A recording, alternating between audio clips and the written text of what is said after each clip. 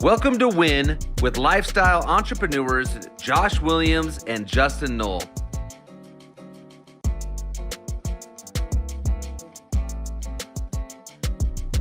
Each week, we will be bringing you inspiring people or messages to help you win in every aspect of life.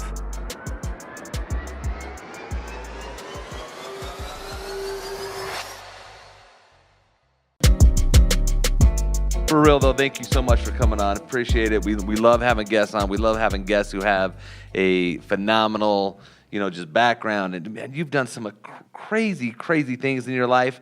Recently, I'll let you talk about it, but going to South Africa and doing, what was that, a half Ironman? Was that a full Ironman? Half Ironman World Half Championships, Ironman. yeah. I don't care if you're doing full or half. I don't care. It's crazy to me. But, man, introduce yourself. Let people know who you are, and we'll get after a little bit. I'm simply a sophisticated hillbilly from Alaska. That's true. That's true. I moved up to Alaska, grew up in an Air Force family. Nothing special there on a military base. Got beat up by a bunch of high school kids as I was a little elementary punk, and learned the little game of pick up sports. And was it pick up Dell and throw them, or what was it? What? No, really. It's one of those things where you're in the neighborhood, and I don't know what your backgrounds are, but maybe 20 kids show up to the field, and it's like, all right, today we're playing some pickup football, right? And so you got your two captains, and they're going to start selecting kids, right? Well, I was like an elementary kid, and high schoolers are there, Yep. middle schoolers, and damn it if I wasn't picked. I'm not getting picked last, okay? So I got out there and mixed it up, right? If we're playing tackle football, my 4 pounds is going to go, try to bring down this big old high school kid, and pretty soon, I'm getting picked, early in the rotation. I'm like, that's right, because this kid's not going to be no leftover lunch here, right? So I grew up in Alaska in a military family. My father kind of bounced around so we could stay up there. Normally you have like four-year stints in the military, and then they move you off to another place. But he would take extensions out to the Aleutian Chain, which is the far part of the islands there, and so we could stay another 4 years, and bought a house. And so I grew up there. Grew up in the outdoors, hunting and fishing, and I guess causing trouble as a kid there is snagging a salmon out of a river when you're not supposed to, right? So Looking at a grizzly bear on the other side. Yeah, I've played with some grizzlies. I got some pretty good epic shots, maybe 15 yards from grizzlies. They're pretty amazing animals. I'm not kidding. I bet. So crazy stuff. I don't know about being 15 feet from them, but that's good. Yeah, that was kind of more accidental. But it's even worse. The fact, I just got nervous. the fact that the river right out front had about 1 million salmon, and they're not really thinking that, they got this covered. They're not. They're focused on the salmon. They're focused on the salmon, not you. I mean, maybe if you go up and try to pet them, you might have a problem. Right. But that's not going to happen. So The grizzly whisperer. the grizzly whisperer.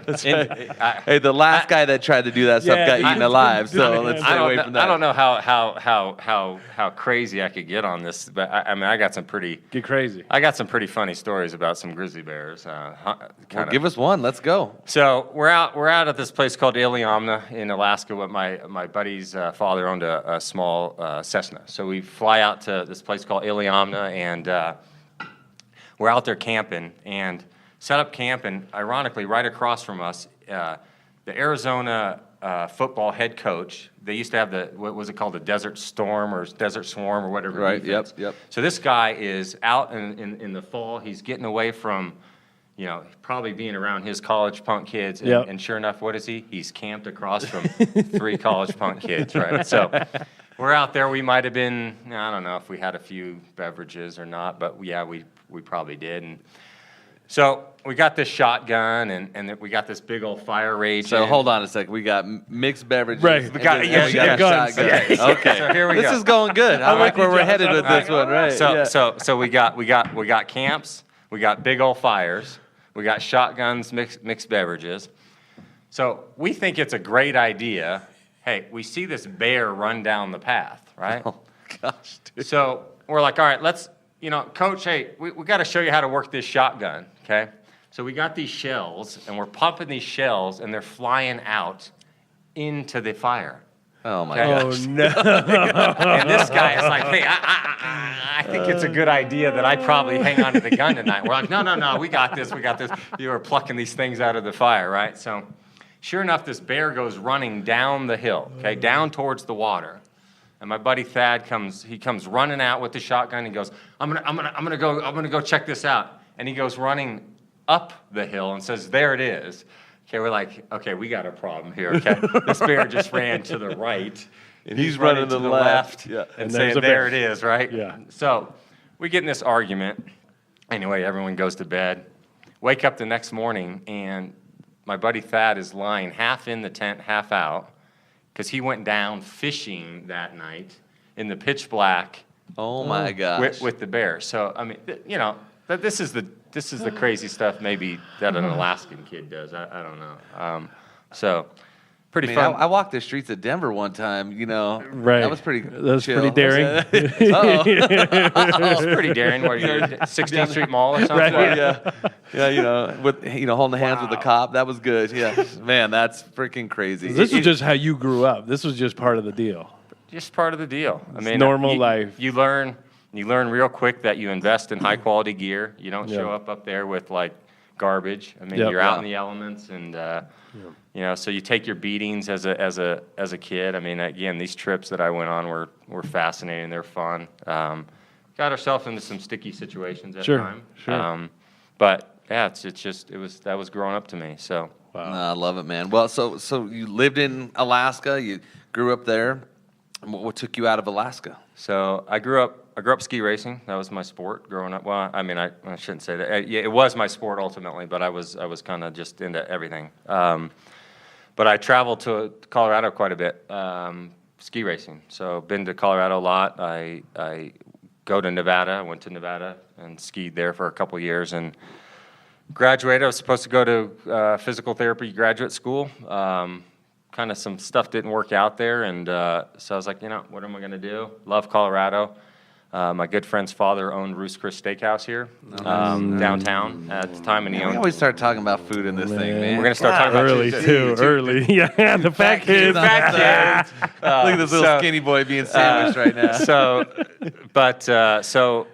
I didn't know what I was going to do. Graduated and said, all right, let's go out to Colorado. Started working in the restaurant there, valeting. Started valeting. His father said, "Hey, I want you two to run my restaurant." I mean, we're like 23, 24. Right. Well, we don't know anything about any of this stuff really, Yeah. but what we did know about is how to have a good time, how to entertain people. So I go through this management program. They said, "All right, you're doing everything." I start washing dishes. Food prepping. I'm on the dessert line. I'm on the so every station in that restaurant I went through for 6 months. So we start managing this place and having a blast. Probably was one of the hottest spots in Denver at the time in terms of high end restaurants. And here we are, 24, 25. I mean, we had the #1 increase in sales with Ruth's Chris nationwide for 5 straight years, and it was just like. All we were having is a blast, right? So it was cool. Well, it's amazing how contagious that is, though, right? You're having a good time. The guests see that. Oh, right? absolutely. And so they're like, hey, not only do you get great food, you're gonna have a great time. Right. So you had this young crowd. Kind of, if we talk about, where my introduction to my current career was mortgages. I mean, we had these young individuals coming in. They're in their, upper 20s, 30s.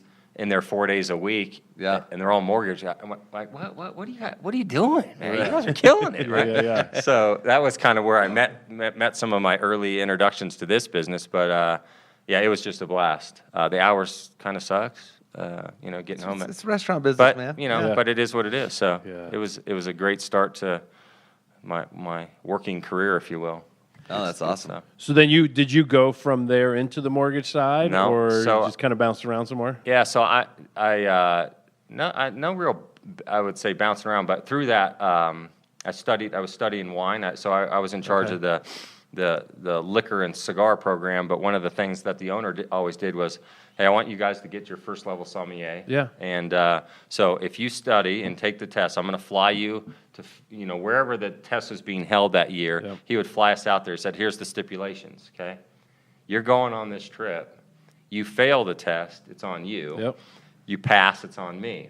Well, you're going to, here we are, young 20s. We're in the Phoenician in Arizona. We're wining and dieted. You're drinking, high-end wines. You're like, okay, I better make this happen because I'm not prepared to eat this tab. So anyway, I had studied wine and so made some contacts with the liquor distributors, and I sold wine for 3 years, which was a lot of fun. Had downtown and Cherry Creek were kind of my playground for that, so I had a great territory, a lot of fun. But when I decided that it was time to maybe enter the world of trying to make some real money, it was off to the mortgage business. Nice. Good for you. So how is that? What parallels do you see between the two? Obviously, I see it in a company because you manage and run a company and run part of the company. So culture obviously comes over. You've learned that. Is there any other parallels between the restaurant business and the mortgage business or anything there? I totally. I mean, if you look at, I look at what I do now. I mean, one of the things is,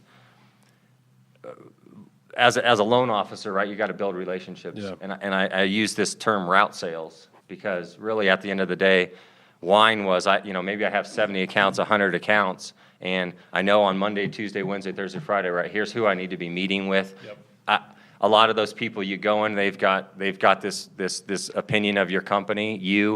I don't do business with you. This is what the last people, they didn't give me X, they didn't give me Y. So you got to break down those barriers, build relationships, and then through that, then the business develops, right? Yeah. So, one of the things when I'm working with my newer loan officers now, you got to treat this as route sales, right? You got to build your route sheet. Mm-hmm. You got to build this list of 70 to 100 people that you're going to be calling on. And guess what? At first, you have no rapport, okay? But you're going to be meeting them week over week, and maybe not tomorrow, maybe not in 4 weeks, but maybe 6 months, maybe a year from now. Now all of a sudden, all right, you've earned that right. And so it's route sales. Yeah. At the end of the day, a lot of sales is route sales. Sure. It's relationship building. It's communication. Yeah. Yeah. So let me ask you this question: you did all these different things. Where the hell did you have time to start jumping into the stuff that you're doing? The Ironman, the freaking, you did some crazy. What was the bike thing that you did? What were you doing? Oh, cyclocross racing. Yeah. Cyclocross racing. We'll get to that as well. But where did you find time with your lifestyle? Everything was going on. I mean, don't get me wrong. I get you were young and you don't need sleep or any of that stuff at that point. But you need a lot of sleep. Where were you finding time to do some of that stuff? I think along the line, I've kind of tried to find this balance of, you got to chase your dreams, your passions. You got to test your boundaries. I've always found that like athletic endeavors and pushing whether it's been ski racing, I've kind of played some competitive golf, got into triathlon. When you get to know me, you know that I'm either all in or all out on something. Mm-hmm. So when I quit ski racing, I used to ski 220 days a year.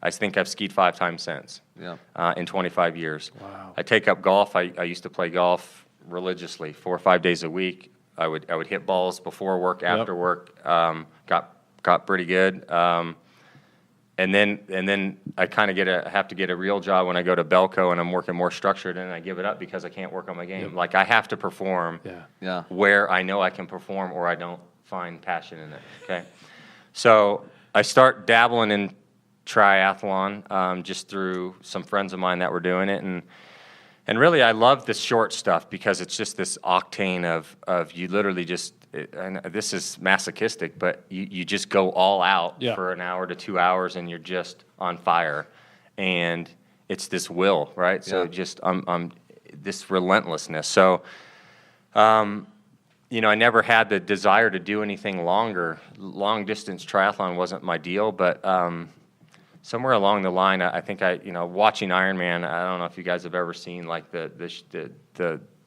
every year they do the World Championship. As soon as I see 3,000 people jumping in the water Dude, and kicking each other, it's crazy. It scares me and I turn it off. It's crazy, but Josh turns to the Food Network. right now, just Dessert channel. Yeah, I'm with you. yeah. Here, give me. Hey, by the way, We'll check in later on these swimmers. I love some donuts. I love some muffins. Okay, all right. Full disclosure, my wife called me the Muffins with a Z man, Muffins man. I love my muffins, but that gives me the chills just thinking about that. Like that, watching that every year, it gives me the chills. And I never wanted to do it. I mean, running a marathon sucks. Okay, it's not. There's nothing sexy about it. It's painful.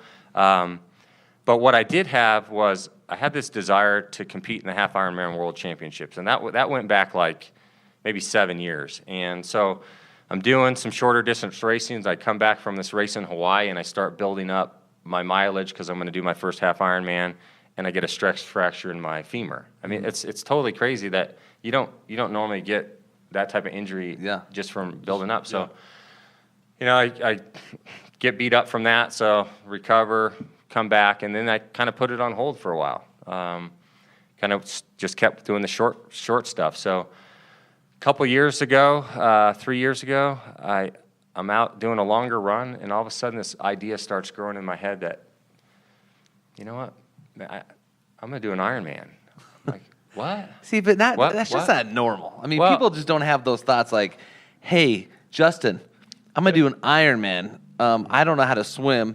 I'm not good on a bike, and I'm fat, so I don't run well. So I'm going to do an Ironman. So, I mean, it says something to your mindset about the way you go about your stuff. Here we're going to go big, right? So I'm going all in, right? Yeah. So I'm going to do an Ironman. The thing about these races is you don't. It's not like tomorrow, next weekend. These races sell out in minutes. Okay. Wow. Yeah. I mean, there's literally races where you want to do that you go on. The first race, the half Ironman I tried to sign up for, literally opens up registration. I'm on there like before, and things sold out like 5 minutes later. I'm like, what? What just happened? This is ridiculous. Yeah. So anyway, so we're a year in advance, and I say, I'm going to do an Ironman. And I'm like, what? Are you sure? Are you sane? Did you see your shrink today or what? But so I signed up for Mont Tremblant in Canada in August 2 years ago.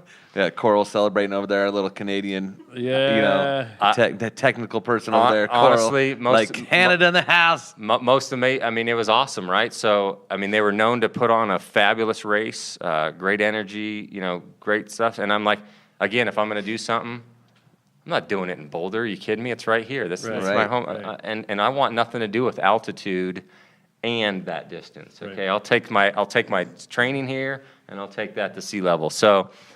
I start building up. I start working with this group out of California called Purple Patch Fitness, which is it's a coaching group. They coach a lot of pros, but they coach a lot of executives, so people that have to balance work and life and training. Yeah. And so they know how to really manage. There's a lot of stress in work, I think, as we all know, and that stress correlates to your training as well. So they do an excellent job managing that, and so follow that to a T. And the other thing about me is if you say, here's the recipe, I'll cook with the recipe. I don't miss. You don't deviate. Like I don't deviate.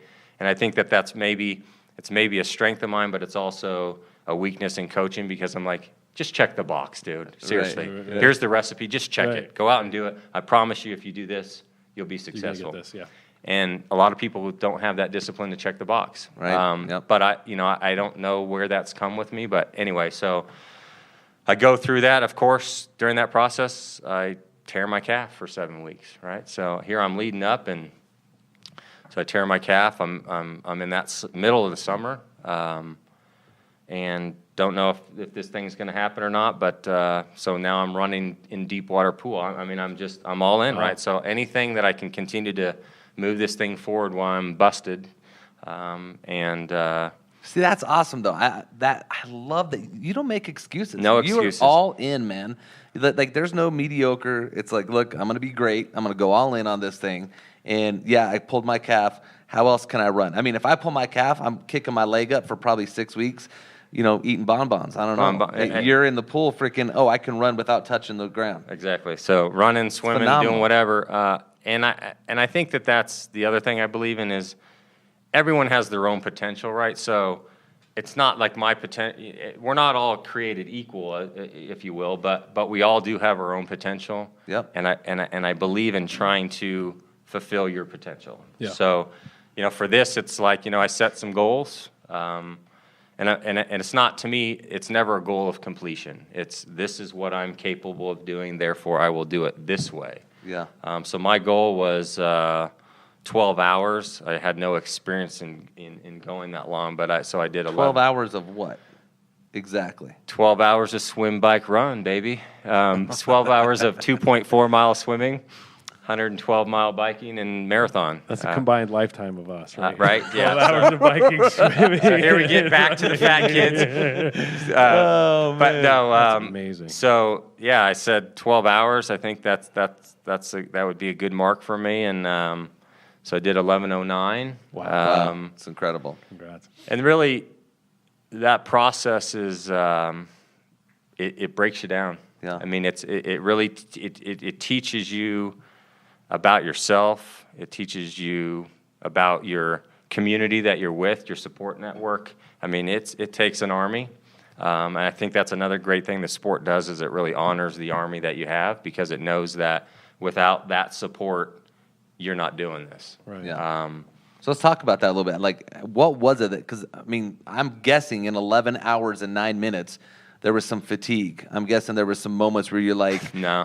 Failure might It's a machine. jump in your head. Like, how do you get through pushing through those things? So that everyone along the line said, listen, your training is actually going to be harder than what your race day is. And I'm like, that's not possible, because you don't go out and train for 11 hours. Right. Your long days for me might be 6 hours. I mean, that doesn't even mean that every day is a 6-hour day. Right. But, I mean, maybe 15 hours a week of training for me, which is on the lighter side, but a fair amount of intensity. So along that process, there's doubt, man. There's seriously doubt. You're like, can I do this? Can I, and I know that, I know I can be a badass when I want to be, but I mean, there's times where I was crying. Okay? Yeah. I was literally on a bike ride, like in tears, going, is this for naught? Can I do this? Am I going to let myself down? Am I going to let others down? That's how I felt about it. But yet you're inching along, you're getting, and the anxiety's building, and you're just like, dude, it's game time, right? And I'm only doing this once. So, some people, you can fail. Crap happens, right? Yeah. So I got there, and one of my biggest fears was, is this going to happen on this day for me? Because I don't want to be here again, because I don't want to commit another 12 months to this. But I will. Right. But I don't want to have to. I don't want to, yeah. Right. And that, and I'm telling my wife, babe, I got to make this happen, right? This is it. So off to Canada we go, and believe it or not, that day goes by in minutes. It feels like minutes. I mean, just the build up, and you're just in your moment. And then I was reading, I'm reading this, I think it's called Peak Performance right now. It's this book, and it really talks about people that go on to do bigger things in the moment. Talk about Olympians and so forth. It's not about them. It starts becoming about their story and their life and everything. And so you're going through this day, and you're reliving your life. And I told myself, you know what? On this marathon, I'm just going to start living years. Okay, each mile is going to be a year of my life, or something to that point. And I'll start a little bit later in life. Well, you're running like 110 miles. I mean, right. Well, it's like 32, right? 26, but yeah, but you know what? You start going, you know what? I've done so much, so here you are, yeah, you're hurting. But it's like, you know what? No, I've done squats all my life, okay? I ski race, I've done so much. I've done so much training. I've had so much support. So all these times when you're having this moment of, all right, how you feeling? You're checking in with yourself. No, how's my boys doing? How's that person that was at this point in my life? This mile's for them, right? So you're just, and all of a sudden I was thinking to myself, the last 6 miles of this marathon are going to be the easiest, because you're on the home stretch, and now I know I got this in the bag. Well, no, crap started. That's when it got, started getting real. The legs really started hurting and stuff. But when in the marathon or the Ironman, so what's the order? Okay, so swim, bike, run. Oh, so this is it. Like your last 6 miles of run, this is like. Yeah, and I mean, it wasn't a matter at that point. It's not a matter of are you making it? Will you be an Ironman? Damn right, I'm going to be an Ironman, right? Because I'm not even flirting with the 17-hour boundary. Yeah. I'll walk, I'll crawl, right? Yeah. But so it's not about that. It's about, can you keep it together?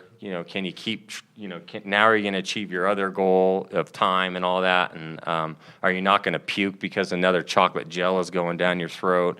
Those are the type of things that's happening there. But so I finish up this thing, and the energy there, it's like just wall-to-wall people. And you have your name on your bib, and everyone's cheering, for you. It's just this moment. So you go through that shoot, and the energy that you feel is like you're just on cloud nine. I mean, it's pretty special. Yeah. When I got done, I was talking to some people a few days later in actually Montreal. We went and spent some time there, and some of the athletes are there, and they said, "Listen, if you had the experience that you wanted to have, there's no need to do another one, because are you really going to suffer the same? Right. Are you really, if things start going bad, are you going to fight through it? What, if Ironman distance isn't your thing, then just call it. Just be content. I accomplished it. I did it. Right, and that's kind of how I felt about that, and I felt like I can race a half Ironman. Like I feel like I can actually get after it. Yeah. And so that's been my goal the last year and a half after that. So. Wow. I know, right? I feel pretty awful about myself right now. No, you don't. No. I mean, there's so many parallels, right? So when you're telling this story, I'm visually seeing this happen. I can just put myself in that position. That last 6 miles is what really sticks with me. So you're finding kind of some milestones in your life. You're thinking about people around you. Anything you can do to trick your brain into saying, this is what we got to keep going, one foot in front of the other. Yeah. A lot of parallels, obviously, with work, because we all go through that. I know we're back in the grind after the new year, the holidays, the cookie eating, all that stuff. And here we go back into the grind of what seems like an Ironman year, right? I got this 365 more days to do. It's an Ironman. It is. We're going into Ironman time. I mean, let's face it. And so, but to me, it's always about forecasting that, right? So, I mean, in speaking to going into this Ironman year, 6 months ago, I'm telling my team, hey, we're going into an Ironman year. Yeah. We're doing our work now. Yeah. We got to be doing our work now. What are we doing to be prepping now, right? And so it's always trying to stay ahead of the game. How can I get aggressive going into this? It's not about how can I fall back and play softball. No, how can I forge into this? How can I attack this? Yeah. Because did he look up our profiles? Yeah, because that's what we do. We play softball. Right. I mean, we're playing. Are we playing slow pitch? Or what are we doing? Yes. Right. I mean, so. But it's about how do we attack this year, right? Yep. I mean, so that's how my mindset works, and sure, it could be a fault at times because I love to be all in. I'm high energy. Right. I'm a quick decision maker. Like I have to run at a speed. Right. And a lot of people don't run at that speed, and so then I get conflict. So part of my development is trying to actually soften me when I relate to others sometimes, and that's an Achilles heel for me. Yeah, and understand that everybody's not on your level. You need to come down as a leader, especially. Right. You need to come down. You want them to push to your level, but you also have to have that ability to bounce back and forth. Right. Is that frustrating for you to come down to that level? Absolutely. Okay. It's like it's maddening. Yeah, it's maddening. It's like it's taking a kryptonite stick and shoving it up my ass. I mean, it's that. It's in you, yeah. It's that way that it's like, man, don't be weak on me. Yeah. Come on. Yeah. You got this. Because I look at when we hire someone, I'm looking at it on day one and saying, this is this person's potential. Mm-hmm. This is where my belief in it. Now, be that. Yeah. Like I talk about, be that potential. Doesn't mean that means that's the next top producer of the industry. Right. But you have this potential, be that. Yeah. Have the desire, have the passion to be that. So I assume that we struggle with this as well. We talk about it as patience, right? Patience is, that's what I hope for. I can have Right. someday is more Yeah, right, patience. right, But right. what do you do? Is there anything you do in your life? Maybe it's with the family, maybe it's with your peers, maybe it's with yourself and training.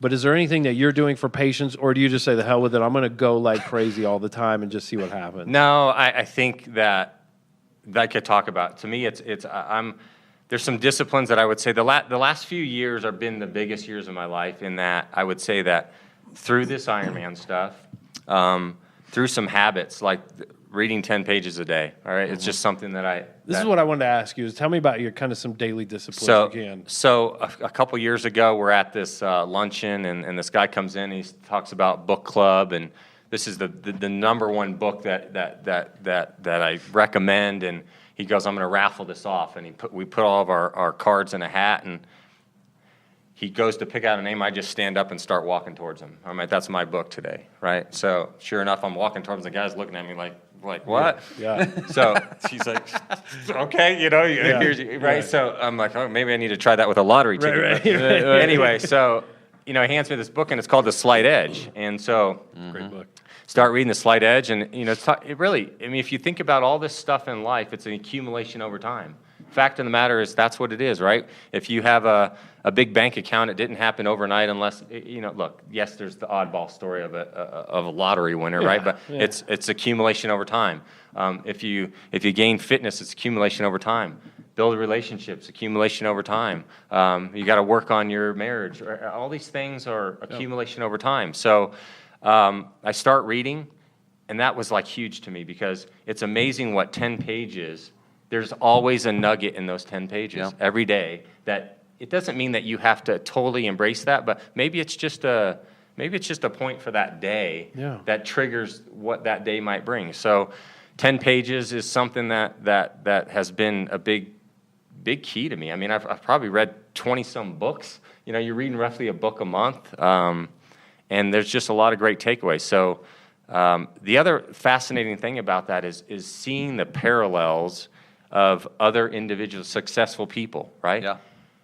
They say no to stuff. Okay, they're not afraid to say no to stuff. They're not afraid to, The other part is I think we look at people and we just see the successful individual. Most of them have tremendous failure. Yeah. Oh, absolutely. And we just look at this end result. We don't see that they've been through,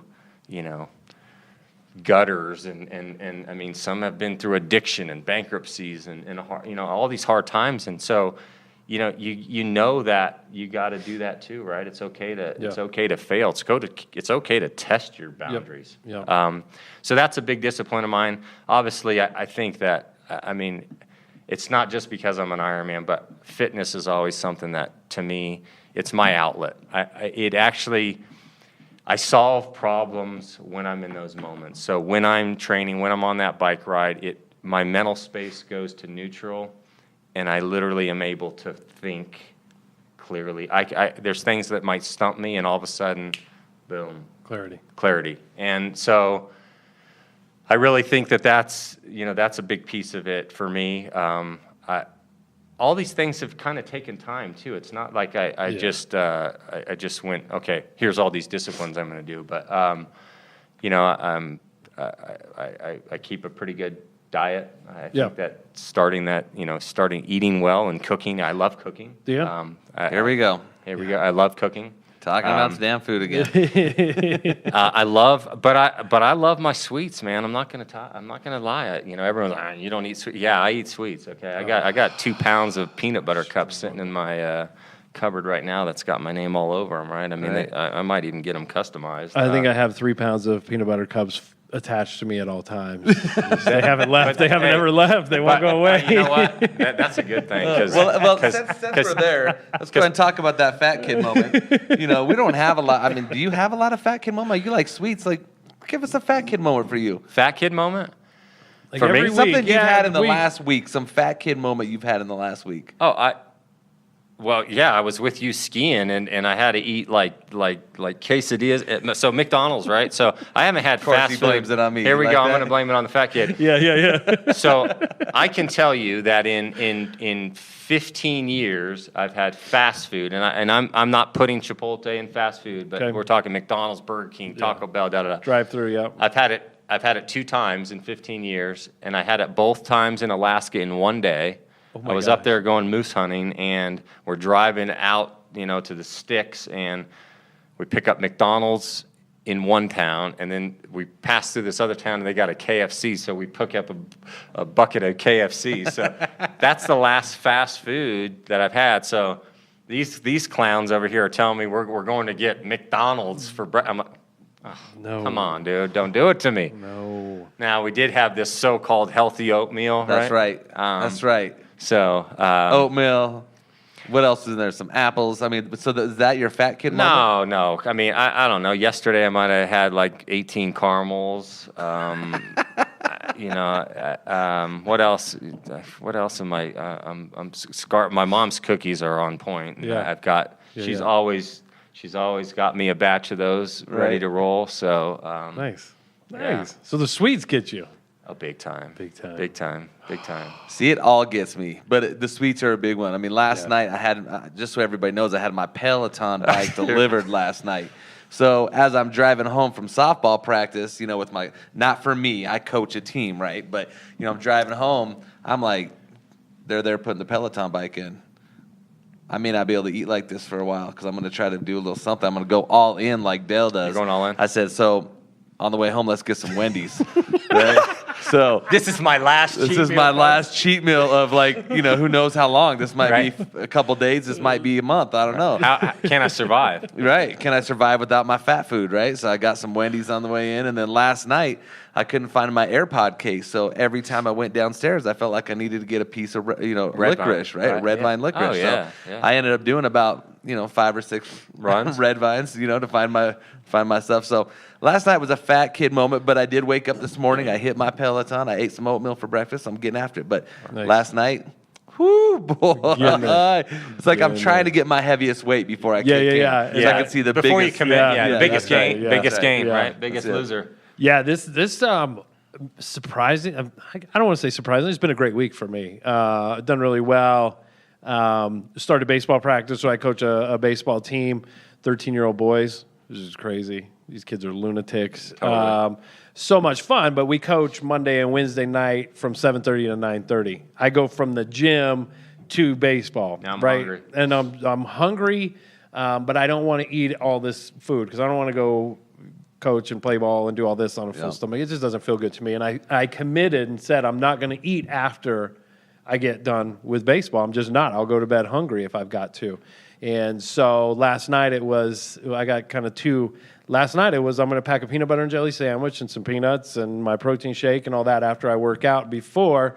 And I'm driving down 470 going to ball practice. Oh, boy, here we and I got the go. peanut butter jelly sandwich. Just, and I kind of went like this with my hand, and I felt something on my jacket, my coaching jacket. Uh-oh. Man, I got jelly just coming all down the shirt. you're I'm wearing your like, sweets, right? Man, I'm Yeah, wearing yeah, them.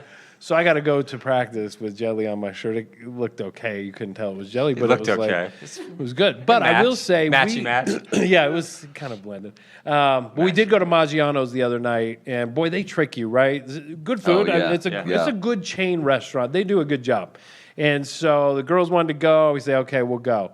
Well, then in the menu, they pull out the family menu, right? The family style menu where you each get an appetizer, you get a dessert, you get a meal for, oh my gosh. And we just ordered, and it just keeps coming, right? And you almost feel Italian obligated style, to, baby. yeah. You feel obligated to keep up, right? So the forks are just flying. We're trying to keep up Gotta with all keep the it food. pace. And I will tell you what's been pretty cool is that I couldn't eat hardly what I used to be able to. Yeah. And I had that discipline to say, I'm done. I just threw the napkin on the plate, and I was done.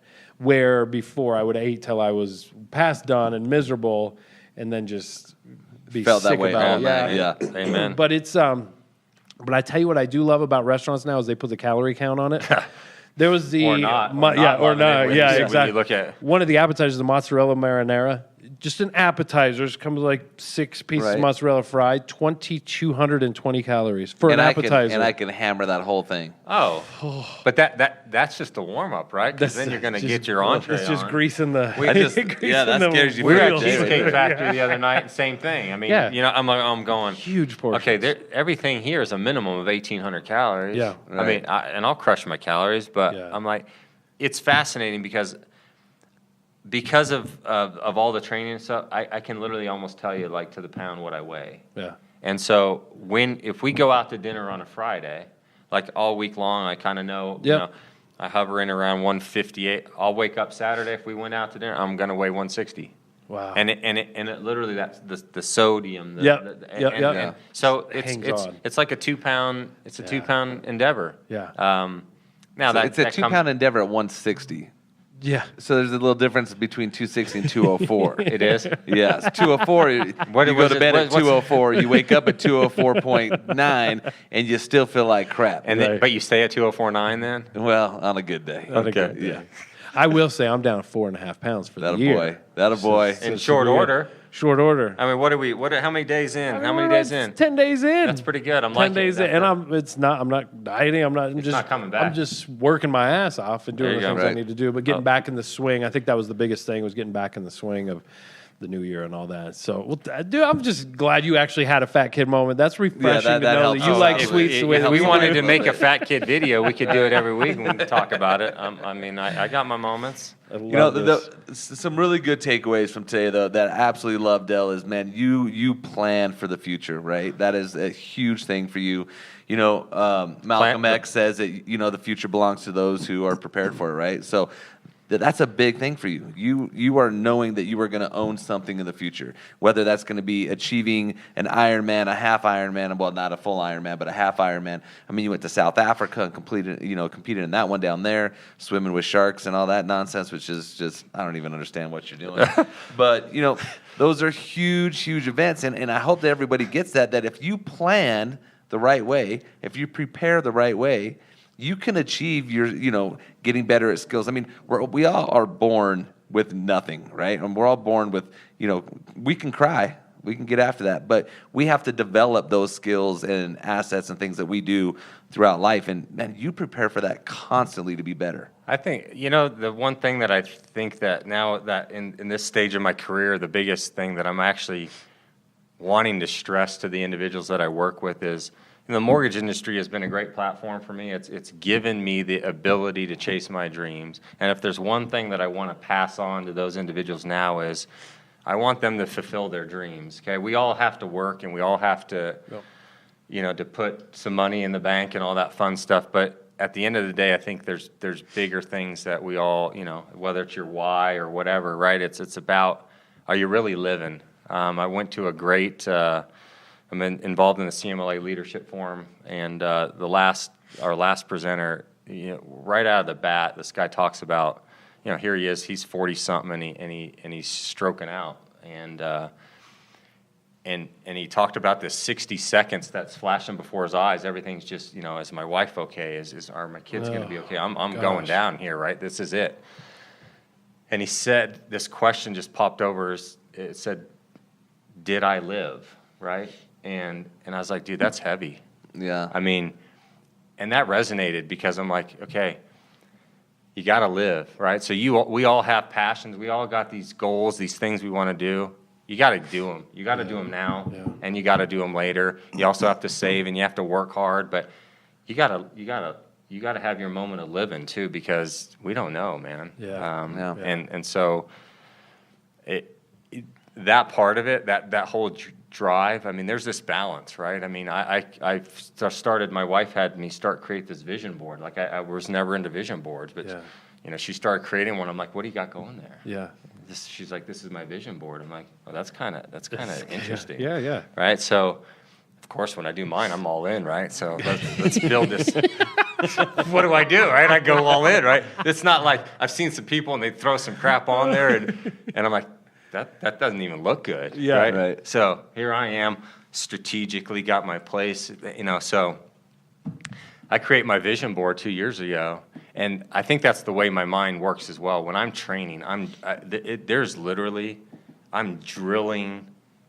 I visualize that moment, right? So my goal of qualifying for the Half Ironman World Championships, I was seeing myself in that race, crossing that line, competing, feeling those sensations. And so I'm seeing what I'm set out to do, right? So when I create that vision, it's happening. I'm telling you that it's happening. There's one thing on my vision board that didn't happen this year, and I talked to, our boss TJ about it, and I said, that doesn't resonate with me. That didn't happen, and that stings. It's not okay. That's not okay with me. Yeah. That's how I operate, right? When I set, and that doesn't mean that I just put stuff on there that is a foregone Easy conclusion. to get done. Yeah, right? yeah. No, I say You push it. this is what I want to achieve, and so. You talk about those disciplines is you got to really define what you want, man, and then you go out and get it, get it. Yeah. So that's kind of how my mind works about the plan, and it's always evolving, right? Each year defines some new things and priorities, and I'm getting older, so. Aren't we all? Well, are we all? Aren't we all? Nonsense. So I think one thing I pulled from this is you at almost all points in your life, business, family, fitness, competing, all that stuff. One constant theme that I've heard is clarity. Yeah. Like you are so clear in every aspect of those, what you want to pull from it, what you want to give to it. It's true. That is huge. So hopefully you guys are pulling that through and not just having clarity in your business stuff, but you're setting goals everywhere and your vision includes everything in your life. That's so cool. All right, what's up next for you? What's the next thing that you are focused on that you want to share with us and maybe we can hold you accountable? So that I think that's been an interesting. The funny thing that you say that so my big triathlon goal was getting to that start line in the World Championships. Yep. And I did that. And I want to talk about one fascinating thing is when I went to South Africa, the individuals that I was around, there's Octane like no other. Oh, I bet. Okay? So these as an age grouper, so I'm in 45 to 49 age group.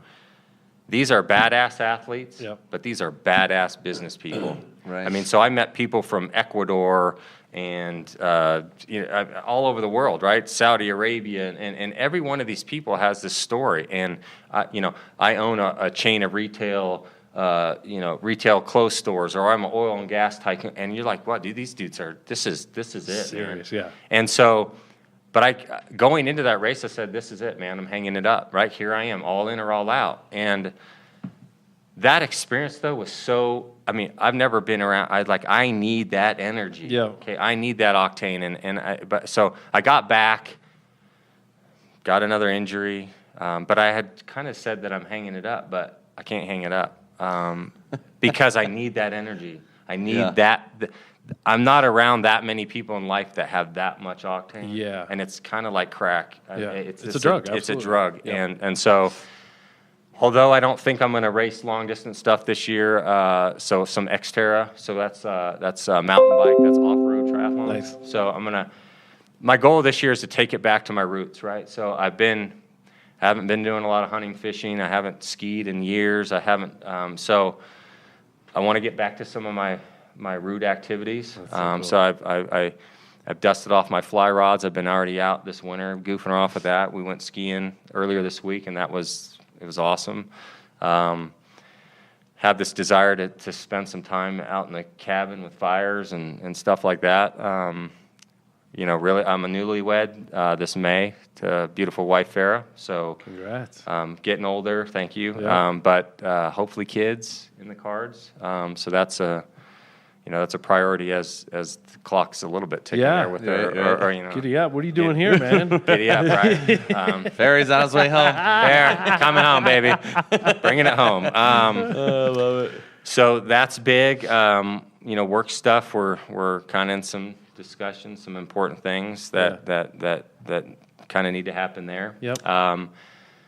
Team-wise, again, we're going into a tough sledding year. But I'm really driving. I've got a good core. I really do have a good core group. They've been consistent. But it's just keeping them, trying to keep the attitude up, keeping their visions there, and trying to me, it's about trying to draw them into something bigger, right? Yeah. So if they really, there's a mindset right now that, oh, everything's compressing, this and that. Okay, if you go back 10 years, it's almost like an EKG. The same amount of sales roughly have taken Always. place. Okay, that means it's just your job to get your piece of the pie. Yep. Mm-hmm. So, but why are you doing it, right? If you're just going to go out and suffer and not do any production, go get a different job, man. Right. Right? Let's because you all have the skill set. Let's go do it. Yeah. So I'm gonna be driving the troops to You do got a that. big year. Huh? You got a big year ahead of you. Yeah. I mean, you know what's super cool about that though is that before you went into anything, it was all about how you're going to live this year. It wasn't about work. It wasn't about, growing your team. It was all about everything you said first was how you're going to live this year because of what you said earlier. I love that, man. So, so cool. To that, one thing, and I'm not going to bring that back to it, that I went through a prior divorce, and in that, before I kind of re-entered the world of dating and everything, I said to myself, you've got to be sound personally first, right? So if you can't be happy yourself, you can't make someone else happy, right? And so to me, it kind of starts there. And I don't want to say that in a selfish way, but really it's not about these other things first. It's about what are you going to do? Are you going to live, right? Yeah. What's going to make you happy? Because if you're not happy, you can't make someone else happy. You have to have your own energy. You can't, you can't.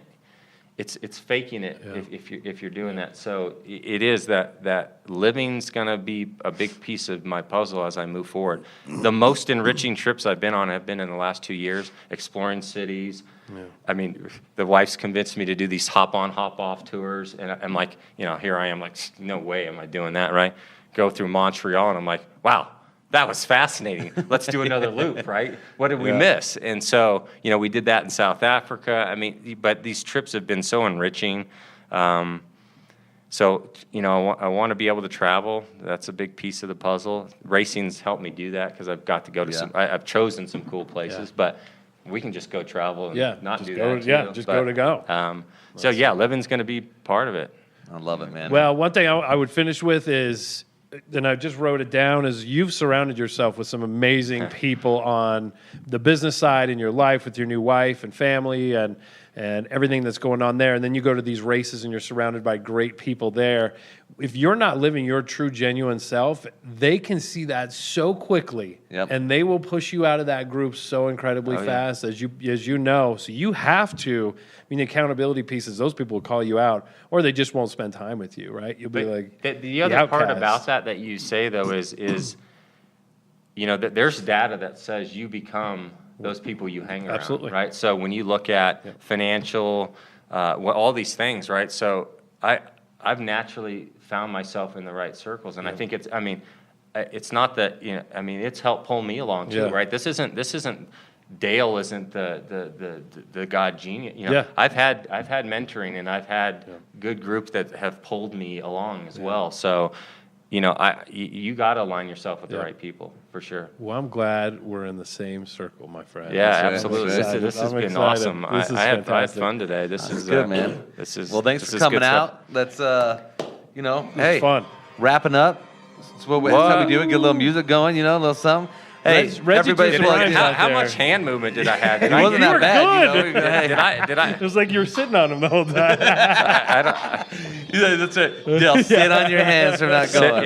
Don't do it. Don't do it. Hey guys, thank you so much for plugging in. Dale, thanks for coming in and giving us some knowledge and letting us learn from you, man. A lot of fun. It's always a pleasure. So, you guys, until next week, right? We'll see you next week. We on Friday? Yeah, Friday. Back to Friday. We'll let y'all know. Okay. Thanks, y'all. Nothing but love for you guys.